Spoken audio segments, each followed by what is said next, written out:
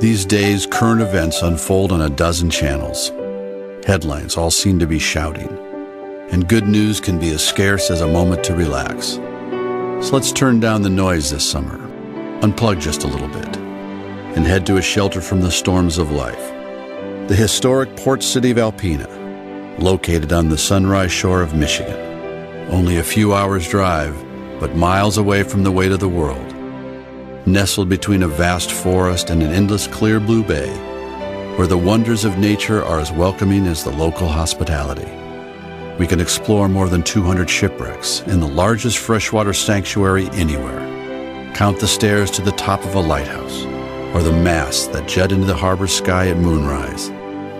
Let's take a trip to the friendly, picturesque city of Alpena, a haven from the world that's pure Michigan. Your trip begins at michigan.org.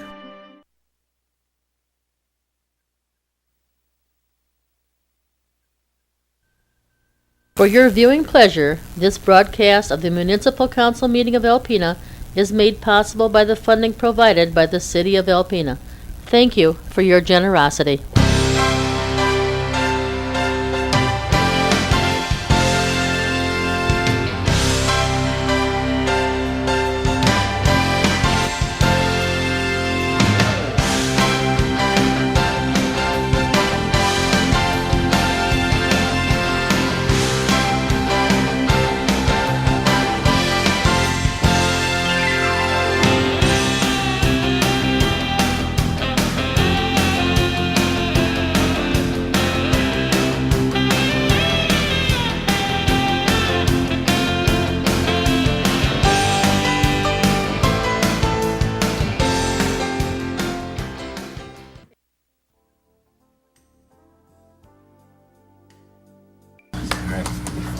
Good evening. Welcome to Alpena City Council meeting of January 5th, 2015.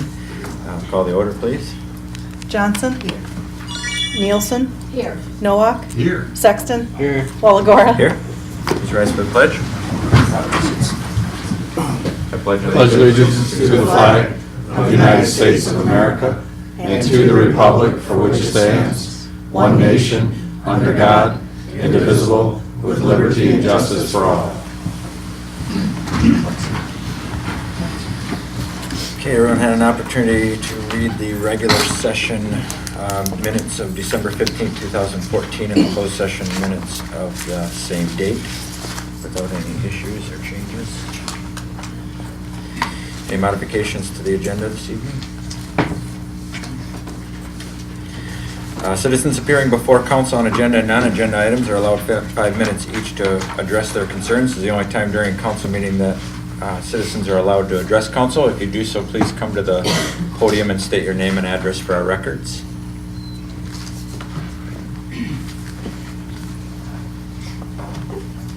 For those of you that don't know me, Jackie Kraftcheck, Director of the Chamber of Commerce, so I'm representing the Chamber today. At the end of today's agenda, you'll be discussing water rates, specifically the ready-to-serve charge. And so first, I want to thank you for considering that proposal. And I want you to know that if that's accepted by council, it will mean a lot to several businesses in the area. I also want to publicly thank the staff who responded to our Government Relations Committee very, very quickly, and they were willing to cooperate with us when we brought data to them regarding the impact that the ready-to-serve charge would have on businesses, specifically businesses that had a very large water meter size, but had very minor water usage. We asked to work with the city to come up with something to alleviate that burden of that excessive ready-to-serve charge on some businesses. I would call the proposal that you'll discuss later today a satisfactory compromise, in that although it doesn't fully eliminate the excessive fee that some businesses now face, it'll help avoid excessively large charges for many of our businesses going forward if they choose to participate in the offer that's in the proposal.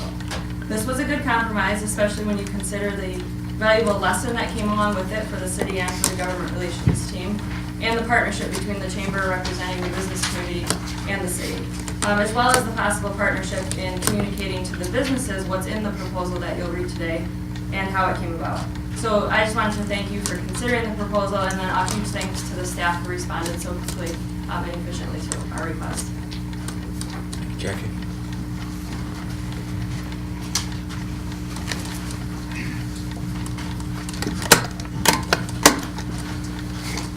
Jim Mikowski, also part of the Alpena Chamber Government Relations Committee, and an owner of the Memorial Hall just across the street from you. Kind of wanted to echo what Jackie had to say, specifically the fact that the Greg, Rich, and Mayor Walagora met with us.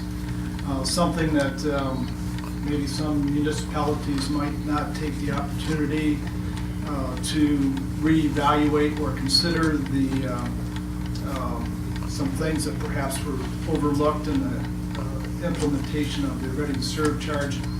And I just want to commend the city for those staff members particularly and the mayor to actually meet with us, kind of work through some of the considerations, come up with a compromise, as Jackie said, and you'll see that proposal before you later on today. And I would encourage City Council to approve that. It will help smooth the implementation of the Ready to Serve charge. And I think it will go a long ways towards demonstrating that the city of Alpena is not only listens to people, but is willing to actually engage in thoughtful and meaningful discussion with good results to the same. So appreciate it. Thank you, Jim.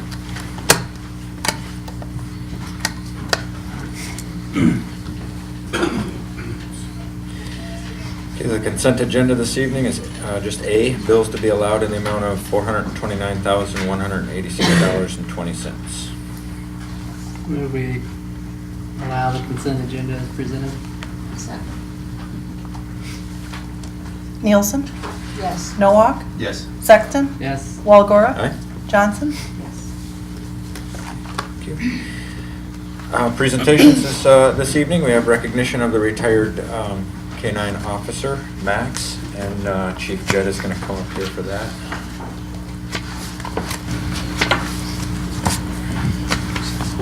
Good evening. Born on September 17th, 2005 in the Czech Republic, Johnny, later renamed as Max, eventually made his way to the Shallow Creek Kennels in Pennsylvania, USA. It was there, through the generous donations of the Alpena Zona Club, that the Alpena Police Department acquired him in March of 2007. Trained in narcotics detection, tracking, and apprehension, Max has faithfully served and protected the city of Alpena for over 7 years. It is with great pride tonight, and a fair amount of sadness, that I announce Max's well-earned retirement. Max will remain in the care of his handler and partner, Sergeant Michael Brooks. Mike, if you would bring Max up the stand, please, for a presentation of the certificate and his favorite treat.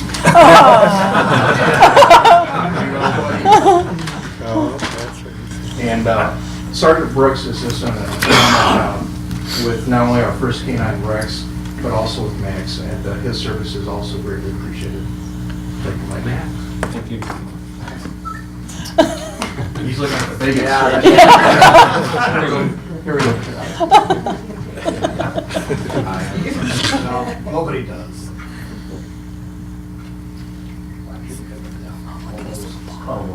Max, goodie?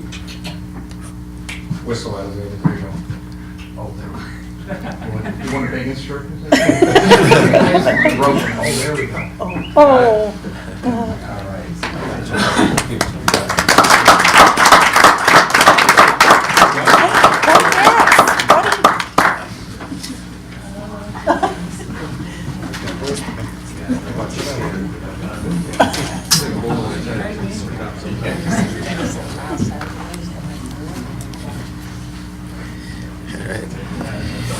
Thank you, Chief and Sergeant.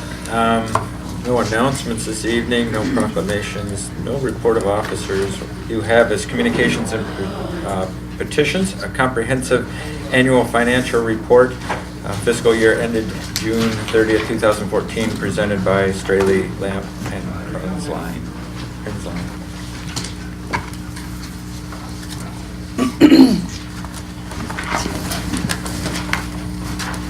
Mr. Mayor, council members, my name is Phil Straley. With me is Mark Sandula, both from the firm Straley, Lampton, Kraenzlein, and we're here to present and discuss, review the audit of the city for the year ended June 30th, 2014. Should be a couple of documents that you have in your possession. One, the big bound audit report, lots of numbers and figures in there. There's also what's called a letter of comments, recommendations.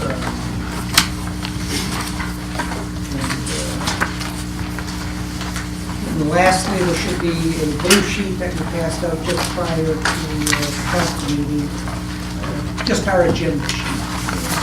We'll try to follow that and we'll keep on task and move along. First of all, just note the personnel that are involved in the audit of the city is a fairly large, complex entity, and so we try to bring staff so we can get in and out of Karen's hair as quick as possible. But they're great in providing us all the information that we need. Under item B on the agenda sheet, comprehensive annual financial report, that is that big bound document, sometimes called a CAFR. Also, auditor's communications report, that was a separate letter, and I will go over that, and then Mark will get into the bound audit report. Thirdly, compliance audit with federal financial assistance, if required. This year it is not required. Federal guidelines say that if you have more than $500,000 of federal money, you have to have that separate audit. I think you're at about $450,000. Simply means to me the federal government isn't sharing very well. And then lastly, we're always available throughout the year for Karen and anybody on staff if they have any questions. If we could maybe first look at the separate audit communications letter, just a few things I'd like to highlight in there. One is our responsibilities, and basically our responsibility is to express an opinion on this big audit. The financial numbers are actually the city's document. Again, our position or our job is to express an opinion. On page 2, just to let you know that, again, in this big audit report, there's a lot of numbers. However, certain numbers have to be estimates. A good example of that would be depreciation. There's numbers in there for extensive depreciation, but they're estimates, reasonable estimates. For instance, if you have vehicles, nobody knows for sure how long the vehicle is going to last. So, also, you have an account for ambulance services. Sometimes you have amounts that aren't collectible. Again, we have to make estimates of what those uncollectible amounts are. You have other post-employment benefits, health care benefits that will be paid to certain employees, retirees. Again, certain estimates have to be made based upon projected life expectancies of individuals. How long are they going to draw those health care benefits? What are the costs of those health care benefits going to be? So again, those are part of the estimates. Come up with certain numbers. And then lastly, your pension. Same thing, very similar to health care. What is the life expectancy of a retiree? Also, I'd like to note that if there's any difficulties that we encounter, we're required to report them to you as the governing body, and again, we're pleased to announce that there were no difficulties we encountered, other than a lot of hard work on Karen and her staff's part pulling this all together. On page 4, under other matters,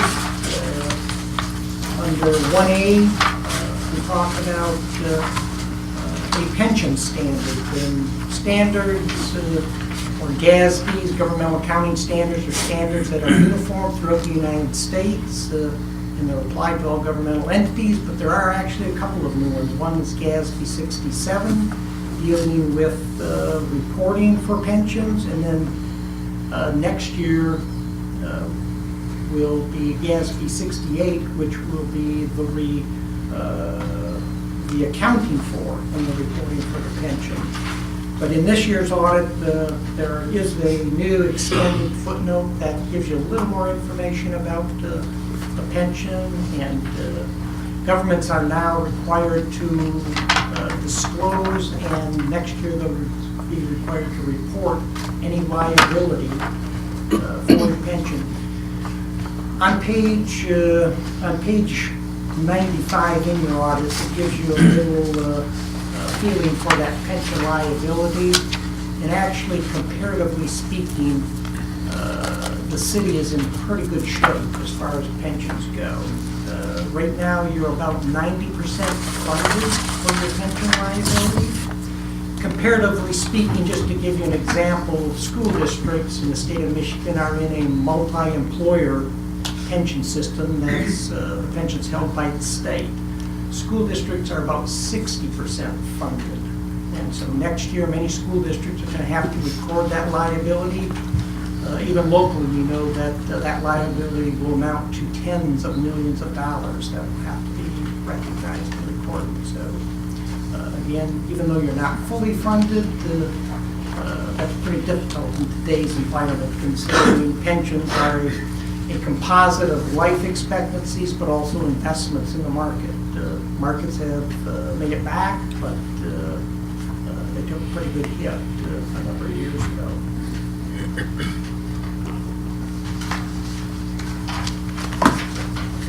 And then the second thing on that agenda sheet that I'd just like to bring to your attention on page 25 in the audit,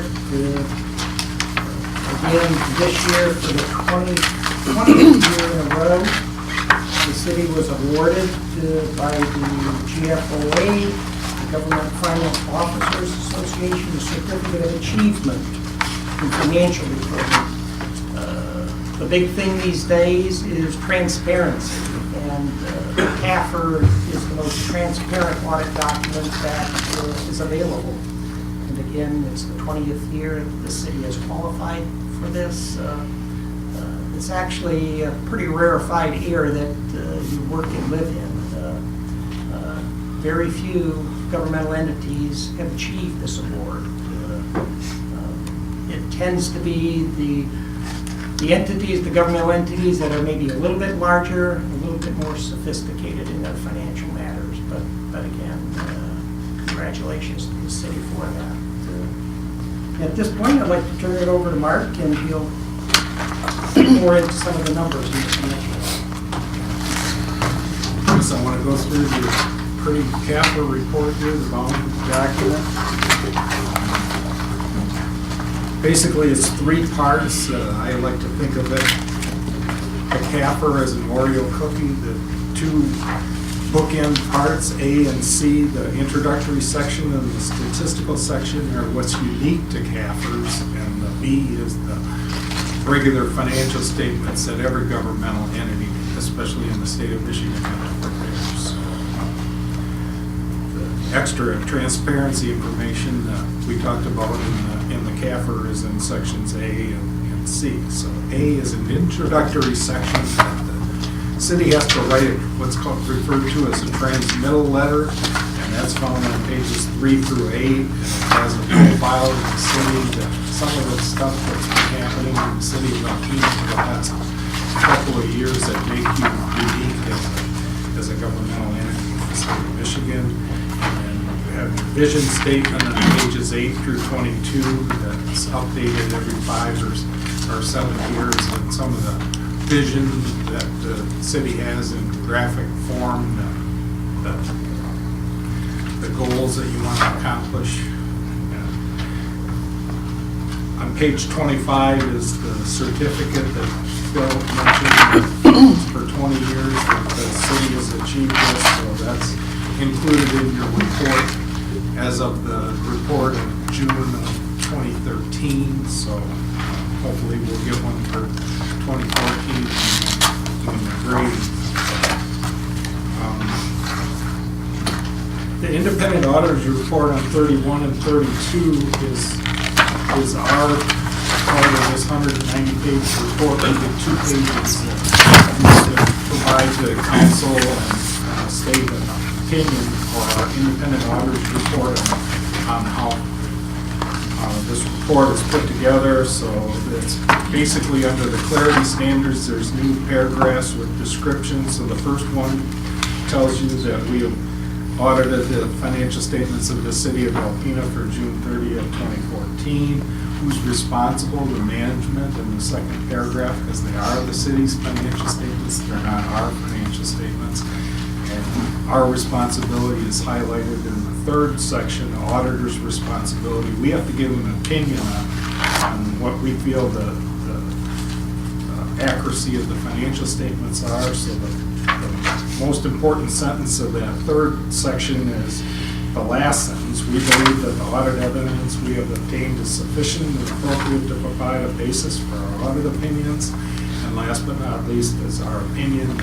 In our opinion, both financial statements present fairly the financial position of the city of Alpena for June 30th, 2014, according to all the GASB laws and accounting principles generally accepted in the United States of America. So we feel that this report is materially accurate and wouldn't mislead any of the readers on their journey through the financial statement.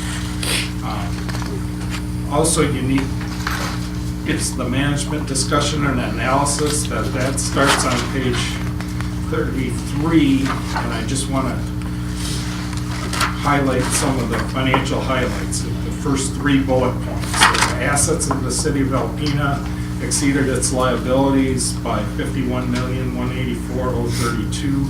That's your total net position, and unfortunately, only $5,503,047 represents the unrestricted or spendable portion of that amount, and the rest of it's your fixed asset infrastructure that has already been spent. It's an asset of the city, but it's a fixed asset, so it's not spendable. The city of Alpena's primary government had a net position decrease of $639,007. This was a result of net changes in position in the governmental activities of $818,884, and you had an increase in the business type activities of $179,877. So overall, you provided services to the people of Alpena of $12,646,473 in governmental activities and $4,254,773 in business type activities. So $16,901,246 was spent during the fiscal year ended June 30th, 14 on services for the people that live in the city.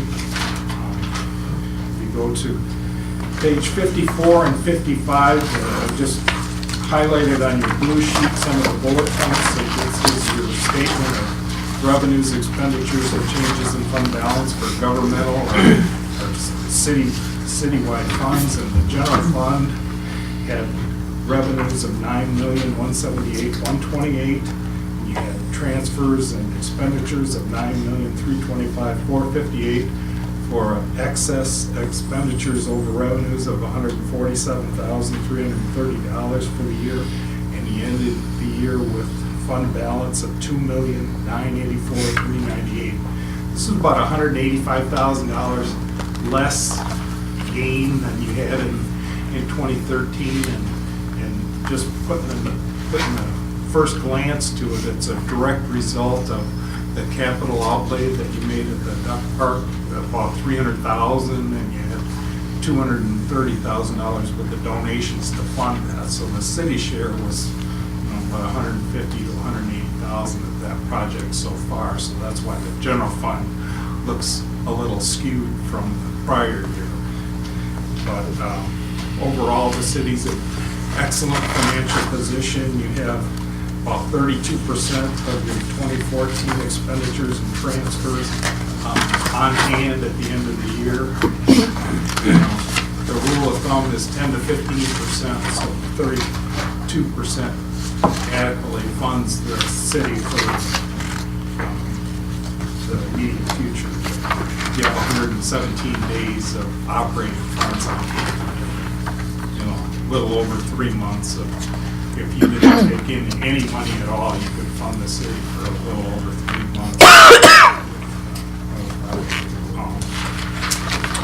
On page 60 and 61 is the, I don't have that on the blue sheet, but this is the water and sewer operation. During the year, the water made $165,166 to end the year with $1,506,863 uncommitted fund equity, and then the sewage fund made $14,711 that had uncommitted equity of $1,531,419. So that's on $4.5 million. You're not operating the water and sewage fund to make money. You're just essentially breaking even. So, and with that, I'll give you some of the numbers on the retirement plan on page 95. We've got a $31 million $31,335,886 actuarial liability at June 30th, and you had $28,046,546 on hand. So you had $3.2 million net pension unfunded liability, which is 89 and some change, almost 90% funded. So you're in pretty good shape. The healthcare fund is on page 99. You had $5.3 million liability at June 30th, and you only had $625,000 on hand. So you're only 11.8% funded in your healthcare fund. So that's a concern, but it's going to be paid out over the next 30 years. So. And with that, does anybody have any questions? This year it's a 190-page report. Last year it was 184 pages, and you've got 6 extra pages from GASB 67. And if you want to know about that, ask Karen. We have an extra actuarial report giving us some of the numbers that had to be disclosed, but essentially the retirement footnote went from 2.5 pages to about 9 pages. We're pretty transparent, so anything that you want to know about the retirement fund is in the footnotes. In its own little note. And as Phil mentioned, that $3 million unfunded liability next year is going to be reflected in the financial statements. Not to that extent. It's going to be present valued out, so it's going to be about an additional $2 million, I'm guessing, as an actual liability of the city that's going to be going against your uncommitted funds and on the government-wide financial statements. It's to the pleasure of the GASB. The city worries about their fund level financial statements, and the GASB wants this government-wide set of statements that puts everything together in the city, including the debt and the fixed assets. So that's going to look a little different next year, but nothing that's going to put the city in a negative net position at this point. I'm pretty sure that that's not going to happen.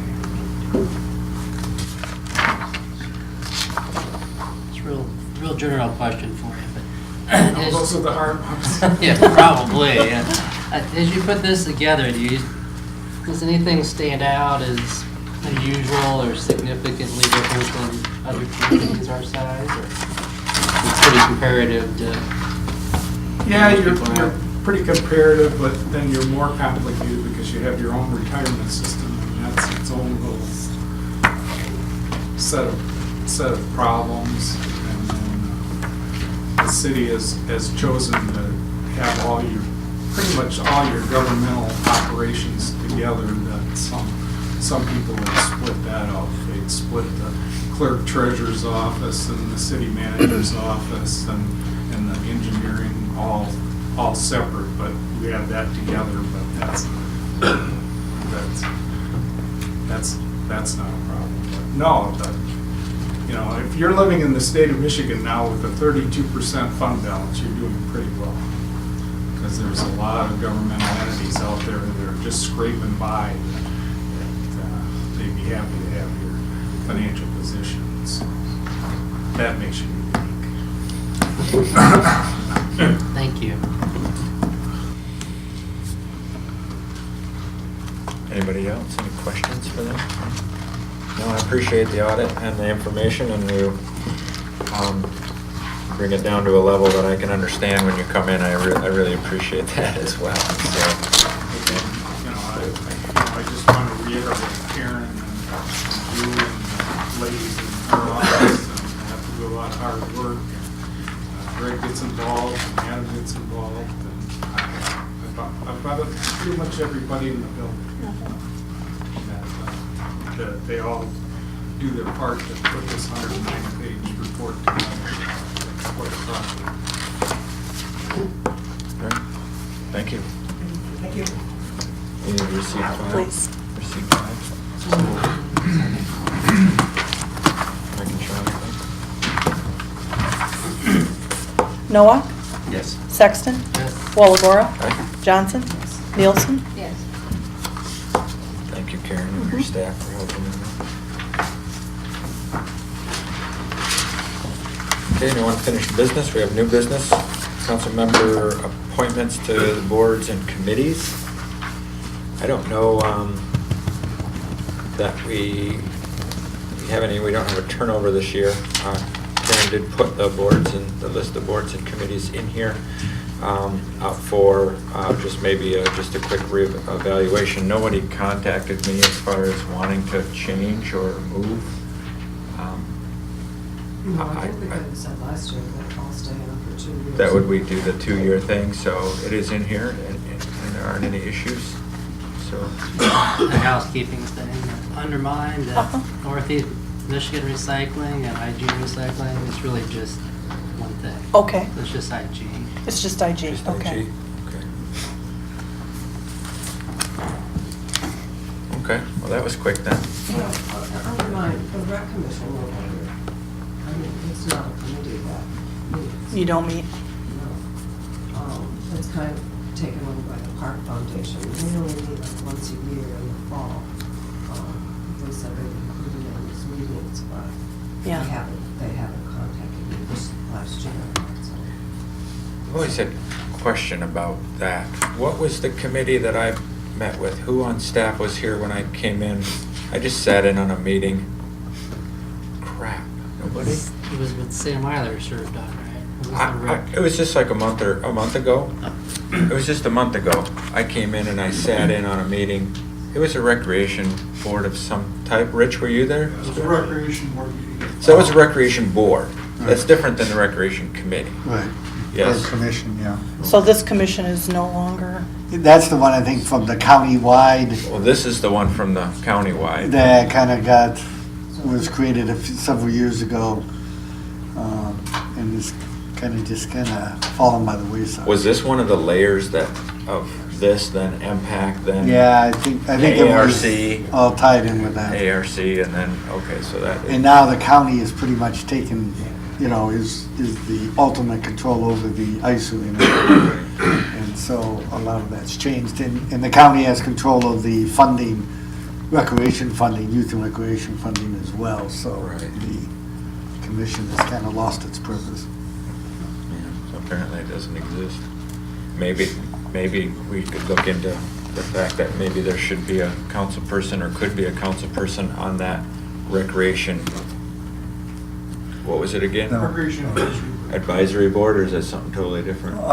That's always been a citizen That's just a. that's appointed by council or by the mayor with the consent of the council, like the planning commission is, only it's there to look at recreation issues. They're kind of technically the author of the recreation plan that we have to do for, excuse me, the DNR in order to seek grants through the trust fund, that type of thing.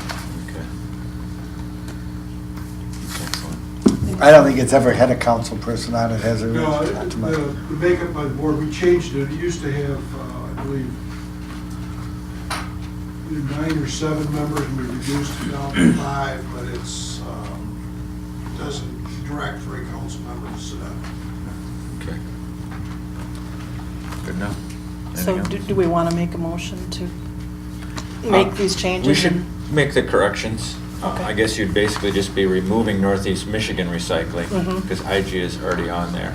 And then from Councilwoman Johnson's section, just remove Recreation Commission. And then No longer exists. Sean as the alternate on that He one. wouldn't be the I'll- alternate Okay. either. And then we'll review it again next year because we'll have an election in November and maybe we'll want to change. Maybe so. Okay. We might see a change. We in may also makeup. want to contact the Park Foundation, because I know in that agreement, there was supposed to be that kind of committee, and the city was to have a representative, and they would meet at least once a year, so we may not want to get a hold of them to find out, how they schedule those, and make sure that Yeah. we have representation.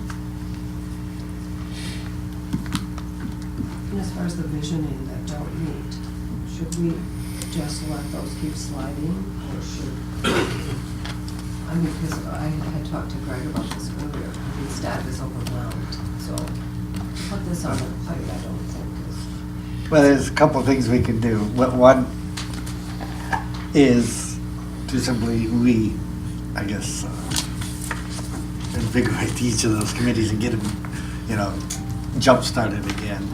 The other is that visioning was done, I'm not sure what year, if it says up there, but it's been, 09, so it's been, it'll be now 6 years going on. The other option is if you wanted to go with that same approach, is I can contact the person, assuming they're still in business, about, what it would cost to come in and do an update. Basically, before it involved, I think, 2 sessions over a couple weekends that were held at ACC, and then they put their, report together and presented it after that.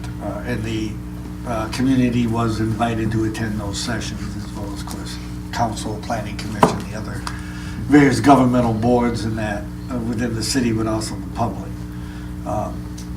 If you feel it's something that we need to perhaps revisit that, perhaps fine tune it, see whether it needs any updating. Have we accomplished, we have accomplished some things on there, other things we have not, but there may be other things that may now take precedent, some new items over others, but I kind of look for council direction on that. Don't need a decision tonight, but we're thinking about, and then we can always decide where we go. It'd probably be getting in the next month or two the appropriate time, because if we're going to do it, it's budget time. We can determine what that cost was. I believe it was around $8,800 last time, so I think it's going to be somewhere 10 to 15 today. And if it is something that the council wants to do, that we could then, put that into the budget for the coming year to do that. Greg, aren't we mandated by the charter to have some type of visioning every 5 or 6 years? That I couldn't tell you right offhand. I'd I have don't to look think it's that the up. charter. I think didn't- it's something the state mandates. Well, we are required under planning, a comprehensive plan, to have a comprehensive plan that we do update every 5 years. That's required, or thereabouts. So that is a requirement. Our rec plan has to be updated, like we have to do it beginning this year, start the process, because I think it's the end of this year. Is it the end of this year that it expires? And then once it is, we can't apply for any grants. So those types of documents do need to are mandated by the state to be updated, usually at 5-year intervals.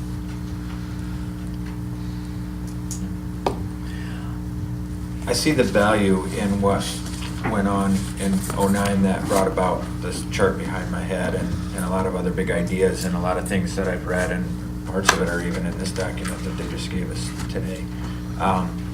I guess what I would want to know before I was going to throw any funds at having that same firm coming back and kind of reinvigorating it is when they came the first time and we established these. I wasn't a sitting on city council at the time, but I've been on a couple of them ever since. And I guess my question would be, has any of these actual committees done anything, accomplished anything at all? Yes. And if so, you know, what have they, and which ones worked, and which ones didn't, and which one, you know, and maybe we can kind of just take that kind of data and that kind of knowledge and reinvigorate the ones that worked, and if the ones that didn't really do anything, or if there aren't any that didn't do anything, but maybe just some kind of an update to council, because Sean would be the only one that's sitting that was here back when that was established. I've met with Clear Target Market. We used to meet a bit from time to time, but since I've been here, we never really accomplished anything. Probably one of the one that probably accomplished the most was the one about, Policies. That was yeah, one of them. right, with the, where we did a lot with the charter. Should we do more with it? And had, well, there are more on the list that I'd we like to need see a lot more to, done with Yeah. that. that we need to go through. And in fact, I think when Karen, I was unable to go to the MML, there was a thing there where Marquette did some major, well, they went through the major process. They actually They did the had, whole thing. they had a full-blown, you know, what is it, charter commission or whatever you call it, you know, which included citizens and various others, to relook at their charter, and they redid theirs completely. Now, whether we want to go to that extent, what we've been doing are taking ones that were outdated, have been superseded by changes in state law and so forth, and simply gotten rid of them. Most of And those. did a lot of house cleaning. There are some, I think now, that are going to be a little meatier and are gonna take some real commitment on part of council and on the citizens, the electorate, to determine whether, you know, we want to go in the direction that may be offered. And the decisions are going to be a little more, they're going to take more thought, and they're not going to be as simple even for the electorate that it's simply house cleaning. We're getting rid of stuff that is no longer even in play. Now we're talking about some changes that will be in terms of how we operate as a city. And even if we don't go as deep as the charter, but we just take a look at some of our policies and ordinances and kind of take a look at those. I know some of them are actually being done right now just by staff, department heads. So that's one. I know Natural Resources did the plaques that are on the drains, some of the drains. So I don't know where you want to go with that. We don't have to decide tonight, but maybe put some thought into that. Take a look at it. Go from there. Sound all right? Yep. Do you need action on those two corrections you're going to make, or those three things, Karen? That really? I guess not, if there's not really any big change. I noticed too that I had Target highlighted under NOAC, and I'll unhighlight that, because that's an actual board that you sit on. Oh. Yeah, so I'll take that one off. Okay, just clarify. And is he on the retirement? Yes. I'm in retirement. You are the target? All right, so we're all set with that. Okay, and B is, B under new business is the utilities ready to serve charge option. Before Rich goes through his memo and this, and I guess I'll take the, I don't want to say blame, but the reason, when you read that, what the item is, it sounds like what we're talking about is perhaps a change in the ready to serve charge as an option, which is not the case. We are not in any way changing the ready to charge rates. Really, a better item, line there would have stated that this is a meter change-out policy amendment, or change, you know, and that's what this is really about. So with that, I'll turn it over to Rich. The rate structure was adopted in March of last year and implemented in May and June of last year. So, you know, everybody's been through a couple of billing cycles with a ready to serve charge in place. But we have received some complaints regarding that. As Jackie indicated, she received some input from some of her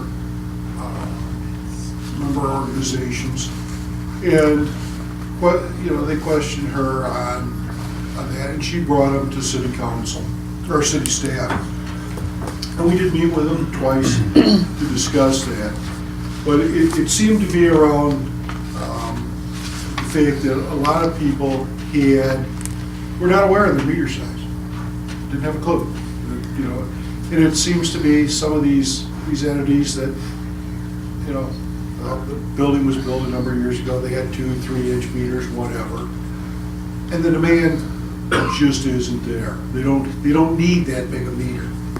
They can meet all their demand needs with a smaller meter, but they're paying this large rate of surcharge, and they wanted to pursue having a rate of surcharge less, and they could accomplish that by reducing their meter size. And right now there's been, I think, 33 entities that have approached the utility about changing out those meter sizes. And I believe 14 of them have paid or are in the process to make that happen. And other ones have found that it's not feasible. They may have a 2-inch meter, they can't go any smaller. They need to stay at that size. And those are evaluations that their individual plumber needs to make. We are not in a position to provide that type of advice to a customer. Because the minute we tell them, oh yeah, you could go to a 1.5-inch meter, they put it in, it doesn't work, then, we're the bad guys. They need to have their plumber evaluate their internal plumbing to see if that change out is possible. Basically, city staff, the city council established the current capital needs funding level as the minimum needed for the 2014-2015 fiscal year. If we, and there's some of the suggestions that were made, and I'm going to say by Jackie, but it was her committee, I'm just going to use Jackie, analogous to her committee. They had a number of suggestions, and some of them were just not feasible for us to undertake, and were probably not as cost effective for the business owner if they did elect to make the change. So through the discussions, we came up with what we feel is a viable option. And again, this is not changing the rates, this is not changing the rate of surcharge, simply more or less a policy change in how we handle these folks, these 14 or 39, if all of them elected to do it, folks that want to change their meter size. The suggestions proffered when the city met with the chamber representative include eliminating or reducing the rate of surcharge. And as stated, we established a minimum funding level we needed for capital. If we were to eliminate that rate of surcharge or reduce it, we would basically have to make it up someplace else in the rate structure to be able to maintain that level. And we're well below where we need to be. If you think back to the Gosling-Zubek rate study, they had, when they did that evaluation, their recommendation was that we'd be at about $3.6 million a year based on our capital improvement plan. Since that time, we're now up to about $4 million where we should be to be able to meet our capital infrastructure needs. Council, when council heard that from Gosling-Zubek, they made the decision. That was not something that we wanted to put on to our citizens at that point in time. And they directed staff about 2 years ago to go back and come up with a different rate structure. And that's what we did. And we started this process, and including the rate of surcharge, almost 2 years ago. And just as an aside, those ready-to-serve charges were not simply numbers pulled out of the air. I solicited 29 communities, looked at the information they had, what they charge for a ready-to-serve charge, and took the average of those 29 communities, and then I selected our ready-to-serve charges for each meter size less than that average for each of those various meter sizes. So we're below the average for those 29 other communities on every meter size. And I guess another thing, and it's not kind of an aside, but we really always had a ready-to-serve charge. It just wasn't called that. We had a minimum bill. Customers always, no matter who you were, if you used less than 6,000 gallons, you got a bill for 6,000 gallons. When we first started this with Gosling-Zubek, we had a report run that showed about 24% of our customers were minimum bill customers. And of those, about 50% of those, so about 12 to 12.5% of our customers used less than 3,000 gallons a quarter, but they were getting billed for 6. So there really was, in essence, a ready-to-serve charge always in place. It just wasn't called that. What we did is we elected to incorporate the ready-to-serve charge. And as I said, eliminating the reducing the ready-to-serve charge was the first option that was proffered. And the second option was to forgive the first ready-to-serve charge in the initial billing issued and paid by customers more or less as a warning notice, thus allowing the property owner time to prepare to pay it or reduce their meter size. Like I said, we've already been through a couple of full billing cycles, so it's kind of, they know by now what their ready-to-serve charge is. And quite frankly, it'd be some work to be able to make that happen through our billing process. So as a suggested option, and one that we feel is viable, and that in the past, our standard policy has been that if a customer wanted their meter changed out, they paid for it. As long as it wasn't, if it was fairly new and working and that, they paid for that meter to have it changed out. If they came in and says, my meter's not working, it's junk, I want it replaced, we would change it out. If it wasn't defective, if it was recording right, they didn't pay that bill. And that's kind of been the standard that we've used here, that if these folks, as they're going through and they want to go to a smaller meter, if the meter is still good, recording accurately, they would pay for the meter. They've always had to pay for their internal plumbing changes to make the changes to accommodate the meter.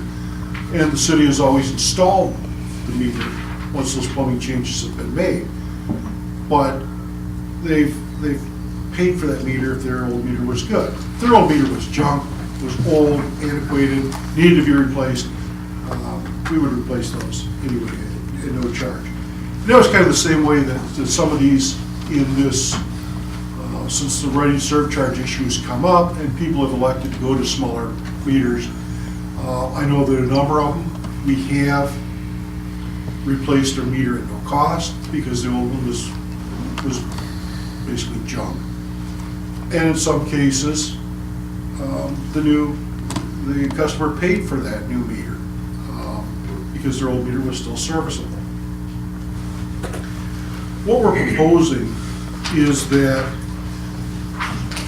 even if the meter's fairly new and it's recording properly, if they elect to go to a smaller meter, that we would provide that smaller meter to them at no charge.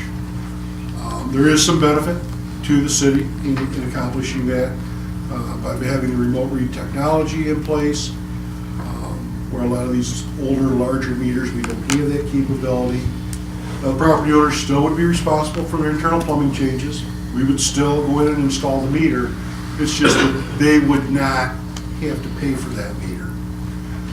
In the case of a business who's already paid for the meter, we would, if this is approved by council, we would give them a credit on a future bill for whatever they paid for that meter. And like I said, this is something that we discussed, and we did broach it with Jackie at our last meeting, and as she indicated tonight, it is an acceptable option from their perspective. And it's something that the city, like I said, we will get additional benefit out of having that remote read technology at those locations. And I suspect that, I'm not sure how many more people are going to make that change. Like I said, we've had interest from 39, only 14 have done it so far. Whether the other 19 will continue with it or not, it remains to be seen. Thank you, sir. There was a lot of hindsight and learning curve for me in this process. And during the whole thing, and as Rich kind of touched on, basically the gist of it, outside of some of the other data that's in here, the gist of it is that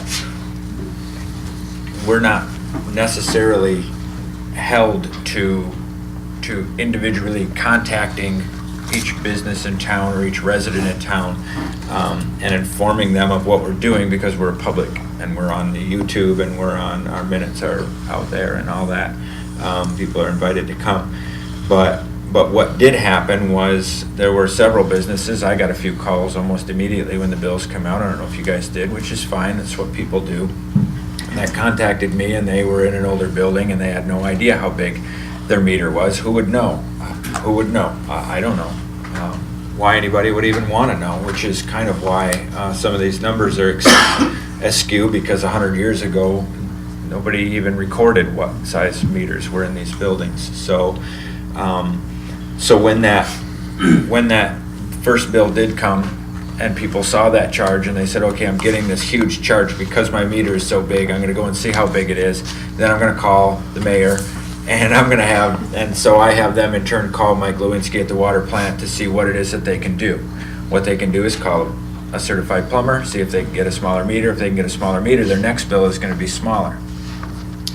So basically, kind of what the businesses were asking was, can we use that first bill? That was the first question. Can we use that first bill as an announcement, that, like, as if we were to had sent a letter out?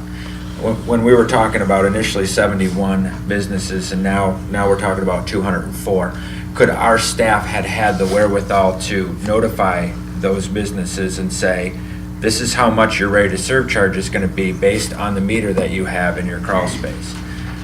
Are we obligated to do that? No. Is it good public relations? Yes. Does it make things better between government and businesses? Sure.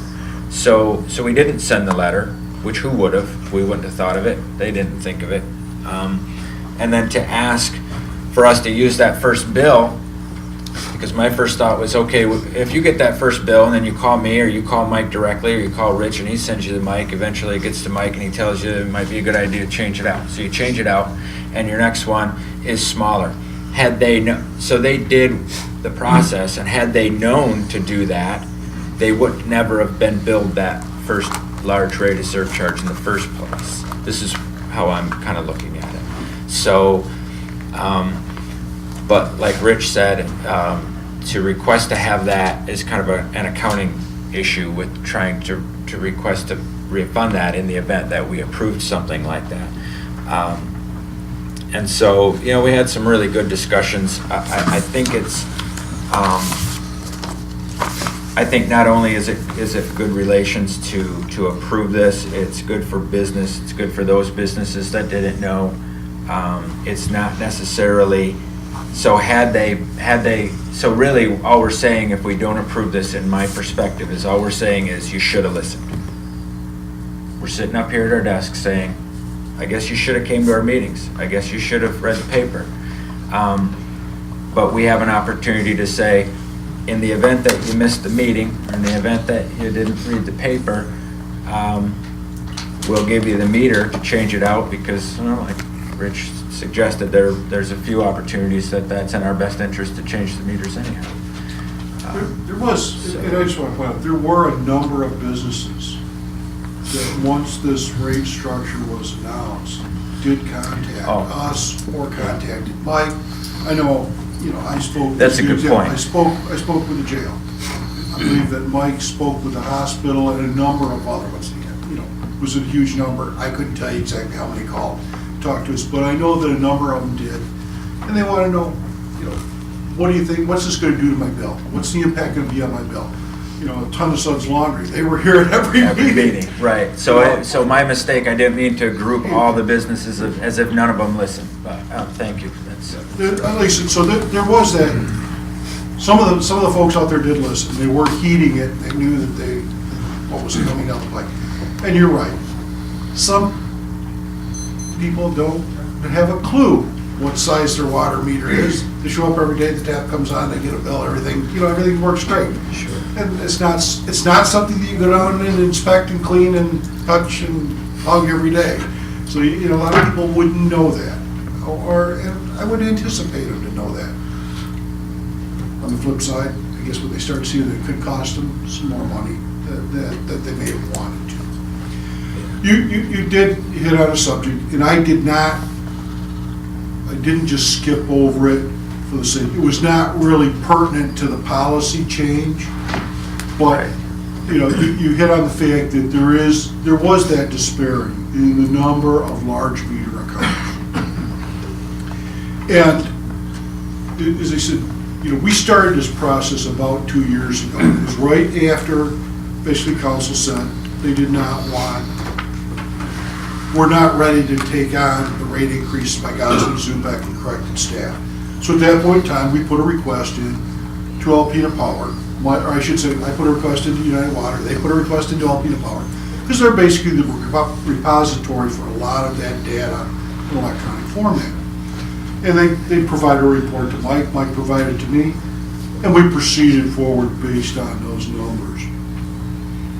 And quite frankly, if we hadn't had this discussion generated by Jackie, I would have probably never gone back and checked those numbers again. It was just that because that 2 years had lapsed, I said, Mike, can you give me an updated number? He gives them to me, and I said, something's wrong here. Mike, and it was basically, like you said, 20 years ago, 5 years ago, the meter size was not a critical component to record or to accurately record. And we didn't have a lot of that information. Or it wasn't extractable from Alpena Power's data. They've gone through a number of software updates. We've gone through a meter change out. We've got better records, and I suspect that was a significant portion of this change.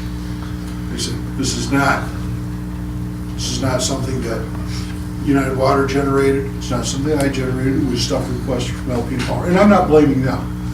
They provided what was requested. And it's just that we got this new one. It was significantly different. We jumped from 71 to 204 large meter customers. Fortunately or unfortunately, however you want to look at it, that's the only piece of the pie where we have to rely on that outside data. Everything else we've generated, we've had our hands on, we've calculated, we've manipulated, etc., to be able to have that. So, that's the one piece of the pie that was extracted from outside. Okay. Just to clarify, when you say that one piece of data, you mean from the 71 to the 204, yes. The difference in the number of large meter customers. And up until that point, you had no need to track any of the meters because there was nothing that was handled in charges and stuff. Because when you initially look at that, it's like, from the private sector, you'd go, well, whose head needs to roll on that? Because that's misinformation that we're getting right off the bat. But until you get those updates in the software, until you actually have a hard physical count that can be accurate, that's just skewed. I mean, we're only ever is going to be as good as the information that we're given. and it needs to be accurate 100% of the time. So going forward, I hope that we audit a little bit more often to make sure that we're not skewing any numbers. The other thing is, it just comment-wise, thank you for bringing this to our attention. I, for one, appreciate it. I hope we have more conversations like this. I think that one of the biggest things that we can do as a governmental group is, while we don't create jobs directly, we definitely create the environment for jobs. And this is, in my opinion, a step in the right direction. I said early on when I was running for election that I thought we needed to have many more conversations with all of our local businesses and all of our citizens to understand what their needs and wants are and what we all need to do together to move the community forward. So, just a quick comment I wanted to make on that as well. The other comment I wanted to make was, last year, as you will recall, I have never been a fan of the ready to serve charge and fought very hard for a phase-in over 2 years. And the reason for that is that I felt that we needed time to understand what we didn't know. And I wanted to reduce that burden so we could understand that. I like the recommendation of staff and of the chamber. I think that it's a step in the right direction. I think it's, again, showing that we're open and we're ready for business. And I hate to see us not vote for this just because we've done a lot of hard work over the last year and making it look like Alpena is open for business. So I definitely feel that this is a step in that direction. Rich, how much are the meters each meter? It's going to be dependent upon the size. And Mike, you can help me out here, but about 300, The meter and the transmitter for a 1-inch meter is about $300. Mike, I don't think everybody can hear you. The meter and the transmitter, with the upgrade that we're going through, if we're putting a new meter in, we're going to give it the smart meter technology so that we can read the meter from the office. And I'm speaking from memory, but I believe it's around $280 for the meter and the transmitter. For a 1-inch meter. For a 1-inch. For a 1-inch meter. A few of them. Most benefit comes from reducing down to a 1-inch. That takes the ready to serve charge down to $35 a quarter. there have been a number of them that have gone from 2-inch down to 1.5 inches already. I think there was a few that had. And those would be a little bit more expensive, obviously. And most people are going from 2 or 3 down. They're trying to get down to 1 if they can. Right. And whether or not the city pays for the meter or they pay for the meter, they're still going to have the smart technology. So Yes. it doesn't matter if they want the meter changed, all that, that's what they can. Yes.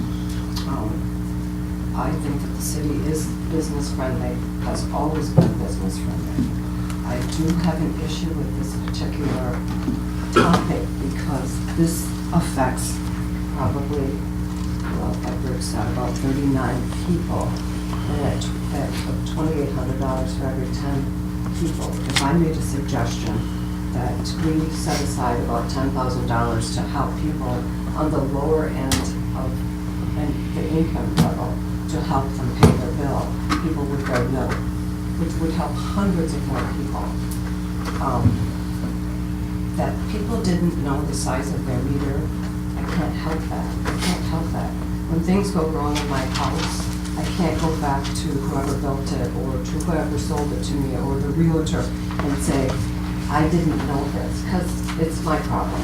It's really my problem. So I really have an issue with approving this. And it's not because I'm not business friendly, because I am. Jackie did a wonderful job. You did a wonderful job on this. Staff did a wonderful job. I just think to help a few people like this and to take this kind of money from sewer and water funds, eventually somebody else has to pay for it.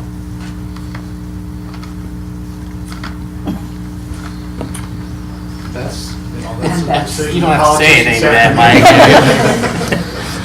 I do want to just make an observation that with the changes that have been made going from the minimum bill to the ready to serve charge, there are a lot of people that use 2,000 and 3,000 gallons a quarter that are actually benefiting from the change because they're not paying for the entire 6,000 gallons. And the mayor You observed a woman that hit me with her bill Yeah. because she wanted to pay what she used. That's what she wanted to pay for, nothing more.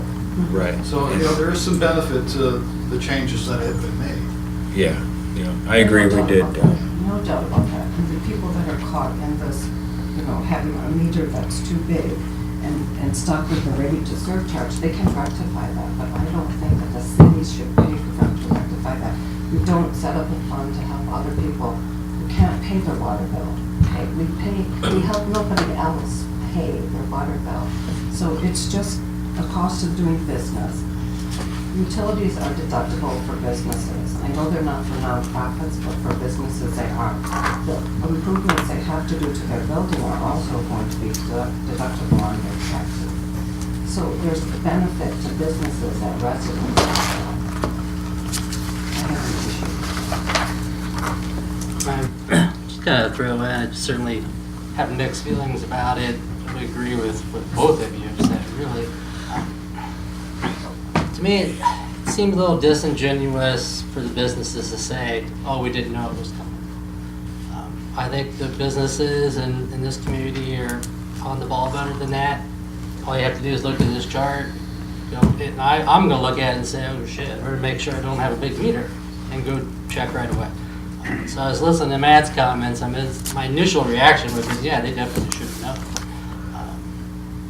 With that said, I think the compromise is fair enough. I think it, if anything, is more about goodwill. One thing that Cindy did mention, businesses are just going to pass their cost on anyway. Residents don't have the ability to do that. I've got 4 kids. My water bill went up. What am I going to do about it? If I'm a business, my water bill goes up. If I want to, I'll pass it on. Obviously that affects everybody, but for that business, they can pass on their costs. For the example Cindy gave of residents, they can't do that. They don't get that help. They don't have that opportunity. I do think we're trying to balance helping one small group of people versus not helping others. At the same time, what's that goodwill worth? To work with our businesses and work in the community. And that makes it tough either way. Just as some clarification, and I know you said this, Rich, but just because you can never be too clear. If we move forward with the suggestion, it doesn't change the ready to serve charge. It doesn't change the rate. And really, for a lot of meters, we would have replaced for free anyway, as long as they were in bad shape.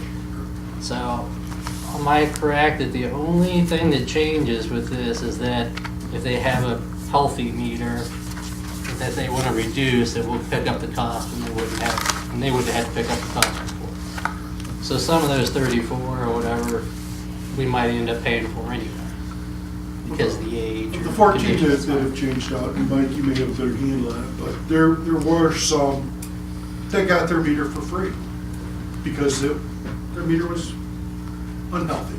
Sorry. That's the best term. And if that meter is in good shape and they want to change it out to go to a smaller one for building, can we reuse them, or would you never reuse a meter? Reuse them.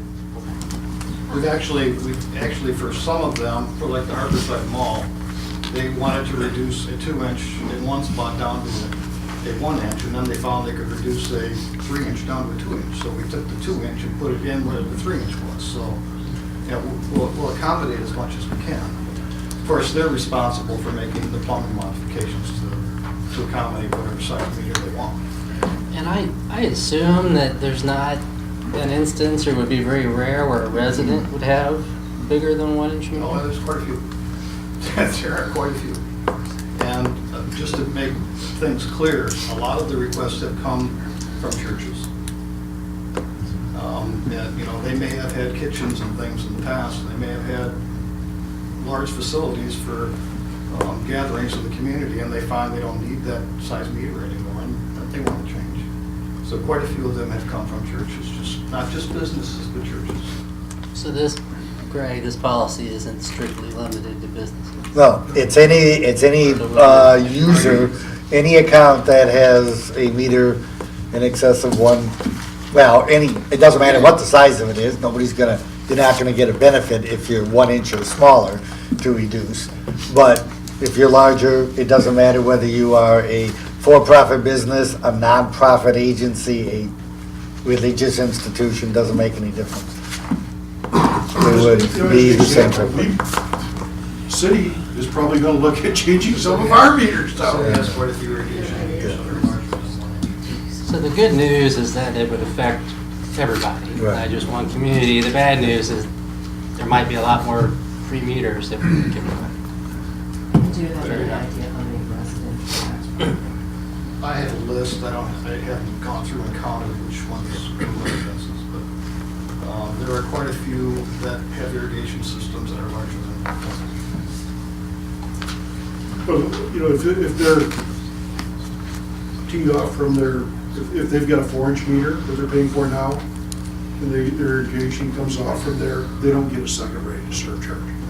Or same with the residents, they don't get 2 ready to serve charges if their irrigation comes off after, even if they have an irrigation meter, it comes off after. Mike, I guess a quick question for you. Obviously, people are wanting to reduce the meter size to save money, but is there some danger in that? I mean, isn't there probably a reason why it was 2 inches or 3 inches in the first place? Yeah, a lot of them, you have to make sure that they understand, they have to evaluate what their needs are. And the biggest need is, if you have a large meter for fire suppression, you better not change it. Most fire suppression systems are not metered. We don't require them to be metered, but there probably are some out there. So that's the first warning that we tell them. If you've got fire suppression in your building, you better think twice about reducing the size, because that could create a situation that, in a situation when there's a fire, it could hurt the suppression ability. Would they have to get approval from the fire department to do that? If they were smart, they would, yeah. And it would have an impact on the insurance also. And building inspector, probably building department needs to know that information also. Besides the ready-to-serve charge, would the size of the meter have any other impact on their bill? On water usage or anything like that? Well, really, the ready-to-serve charge is designed to be able to supply a customer with a certain volume of water whenever they need it. And, you know, it's based on like a demand charge that the power company has. You have a certain demand, and it's a one-time demand. Even if it's one time during the year, you're going to get hit for that demand because it puts a stress on the system.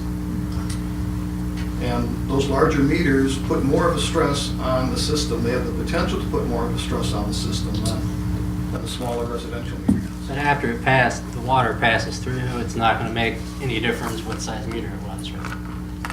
Billing wise, I mean, for their bill. Yeah, the one thing is the ready-to-serve charge is not equated to volume of usage. It has nothing to do with it. It's the capacity that you have to use a certain volume of water if it's necessary or you desire to do so. Many buildings had larger meters because they had different uses than they do today. I mean, an example is Jim's building across the street. When it was the Memorial Hall being used for that type of use, had all these restrooms, the kitchen and so forth going, it needed a larger meter. And a lot of other buildings that way. When they change, they may not need that. Or some were built with larger meters because they were planning for expansion. The expansion hasn't occurred, may never occur, but they have that larger meter. And it has nothing to do with volume. But it is there if they ever needed it or used it even one day. For some reason, it's there, and that's what you're paying for, is the availability to get that volume of water. Not what you use throughout the year and on a regular basis. It's the potential.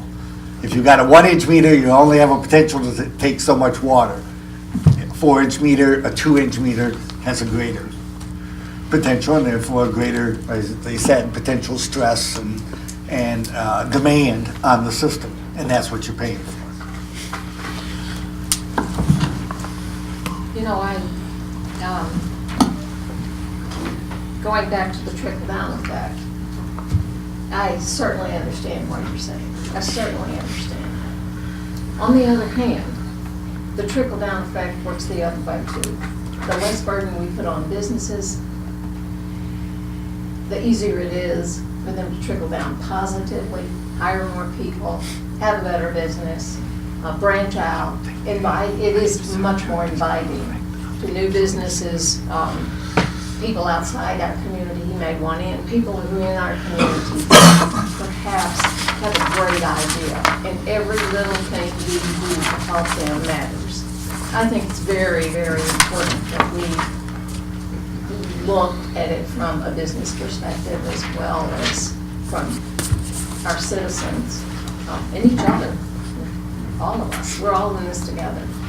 But I feel that businesses can do a better job for all of us if their burdens are lessened, even incrementally. I think it's very important. Obviously, my last comment is that I 100% agree with Susan. I think that's right. The more that we can have the ease of doing business with us as a community and the environment that we create, it can make us a better served community for everybody here. There's more opportunities for our youth. It's one of those things where at times I understand the implementation and why we have the ready to serve charge, and I understood that when we were looking for funding, we all decided and worked hard on having a certain portion of our funding being fixed, and that everyone was, paid a fair amount in this area too. To me, though, it always has to make sense, and sometimes, such as I've heard certain examples for, when you're using $65 of water, $225 in ready to serve charges, doesn't make sense. And this, I think, is a step in that direction where we can get it at least coming back to making sense. So I think it's a great compromise. And just to clarify, we're not doing it just for business. They just happen to be affected by Yes. some of those. But there's an opportunity for everybody. Yep. Exactly. If I could just clarify one issue too. The issue with the inaccuracy of the large meter counts. We've been using a certain database since 1988. It's been upgraded periodically. When we went through the meter change-out program, we were still using that same program. And the information that was provided was about what we could get out of that old program. Alpena Power was instrumental. The girls that worked there were instrumental in us being successful in that meter change-out and also implementing changes to do the billing differently. Going from the postcards to the full-size bills, I think people are happy with those. There was a lot of upgrades that were done in that computer software to accommodate that. It allowed us to do queries rather than having the green bar paper on a wide printer. We could do it on standard size page now. And it's just the technology that was there that we implemented allowed them to do a better query. And again, nothing to do with, heads should not roll over there.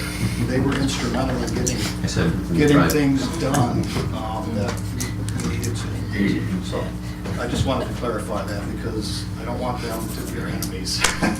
They were very good allies. No, I appreciate the clarification on that, and maybe it's just a little bit passionate about, on the information that we are all dependent on being accurate at all times. And I agree. I think there's been so many great positive things from the changes that you mentioned. I've heard several times a few misunderstandings about the water system, but primarily it seems like in any conversation I've ever had, the understanding is this, is that we need to do something. We need to provide capital funds to improve our system. That was understood by everyone. So there is an understanding, there is a need. The other thing is that the positive services that you mentioned, worked well. Someone called up me and complained, and like the mayor, I sent them directly to you, and they called me back to let me know that the charges didn't have anything to do with any of the rate structures as much as they did when they found out that you provided them with a report of how much water they were using between the hours of 12 a.m. and 6 a.m., and they couldn't understand why until they had their report from you. And there was a couple of issues within their system. So, there's a lot of good with this new system as well. So, appreciate the clarification. I want to throw one more thing out, and I guess you guys can correct me. That number going from 71 to 204, If it was 204 2 years ago, it wouldn't have changed the rate structure, it wouldn't have changed the way we looked at it anyway. So I don't want people to think that that made a big difference in how the structure was set up. It wouldn't have Well, one thing that at all, really. is, I think it is recommended that you have a certain amount of your income as a fixed income rather than based on commodity, because it gives you an assured income stream. And in one report that we saw, it is recommended that it be about 30% of your revenue.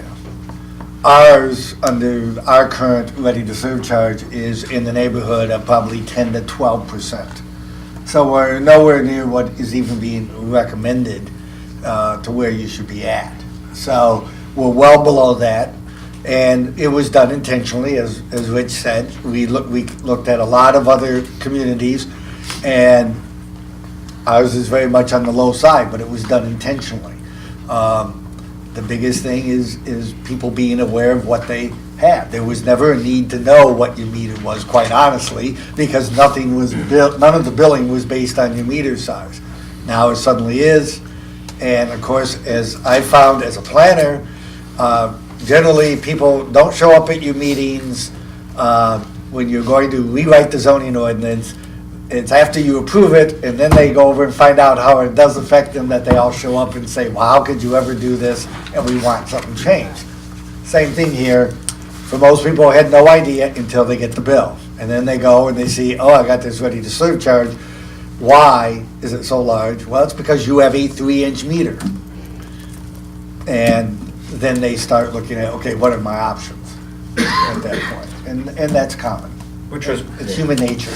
Which was my point of being able to say, okay, do we always have to be that kind of guy that just waits for people to have a negative impact on something and come back? Or can we, had we sent out 204 simple letters, had we had the staff or even the thought or the time to have done it, the majority of them wouldn't have, if we'd have been able to communicate that to them, they wouldn't have gotten that bill. They would have probably changed out their meter before they got the bill. And so we wouldn't have had that money, and we wouldn't have had to even consider turning around and saying, okay, instead of refunding you, how about if we pay for the meter? So it's a lesson on, we can, maybe the next topic that comes up and we sit here and we do something or we make an action that we know is going to affect, less than 100 people, whether they're businesses or residents. Maybe we can start to develop a new kind of system of relations between ourselves and our residents and ourselves and our businesses, which are one and the same for the most part. So I certainly support it. I hope there's enough support. I won't bang too much more about them. I don't want to belabor the point. I just want to make it very clear.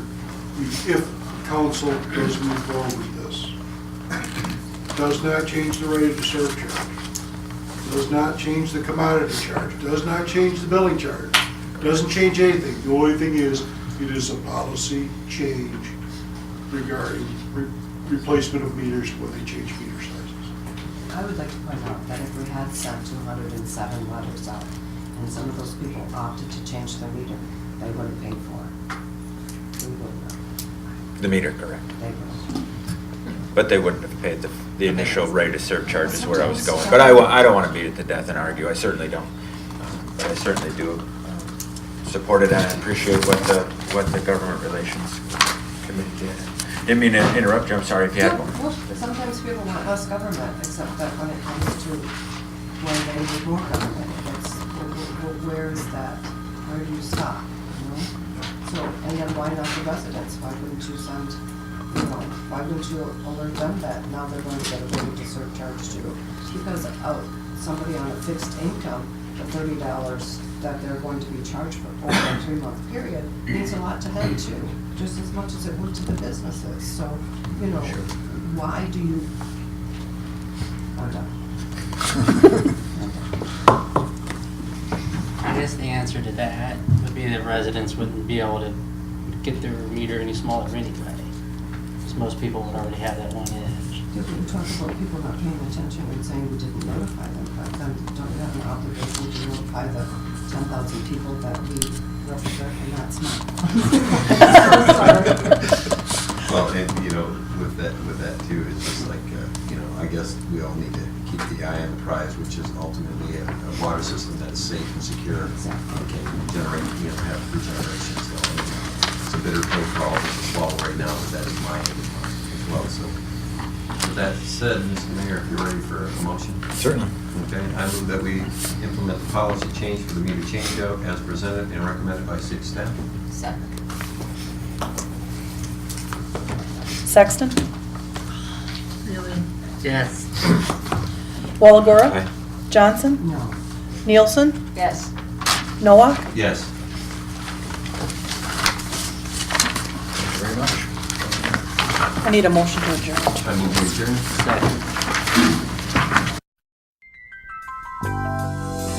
You are watching All About Alpena.